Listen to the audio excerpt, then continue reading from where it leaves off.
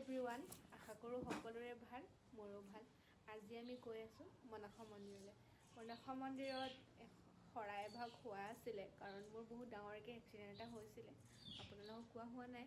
সেই এক্সিডেণ্টত আমাৰ বায়ে মানে হৈছিলে আৰু মন্দিৰটোত শৰাই এভাগ দিম বুলি। তো এনেকৈ দিয়া হোৱাই নাই, এবছৰ হ'লগৈ। মানুহ মৰি আছে, এনেকৈ চোৱা তোৱা কিবা লাগি আছিলে, তো দিব পৰা নাছিলোঁ। আজি আমি দিবলৈ যাম। তো আপোনালোকে ভিডিঅ'টো চাই থাকক, স্কিপ নকৰিব। এইয়া আমি গাড়ীত উঠিবলৈ গৈ আছোঁ, ভিডিঅ'টো চাই থাকিব দেই। এইয়া আমি আহি পাই গ'লোঁ। এয়া মন্দিৰ গৈ পালোঁ। মন্দিৰ গৈ পাই মন্দিৰটো অকণমান চাফা কৰি লৈছোঁ গোটেইবোৰে মিলি। তো তাৰপিছত গৈ এয়া গোঁসাইৰ ওচৰত চাকি বন্তি জ্বলাইছোঁ। শৰাই ভাগো আগবঢ়াই দিছে মায়ে, মাও গৈছে। তো পৰিয়ে মোক ৰঙা ফুট দিছে, ময়ো তাইক দি লৈছোঁ।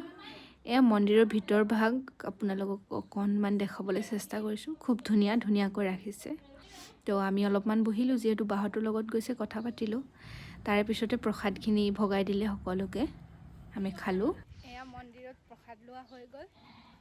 আমাৰ মন্দিৰৰ ওচৰতে আলহী আছে, তো আলহী ঘৰত ছাবস্ক্ৰাইব এটা কৰি দিব দেই।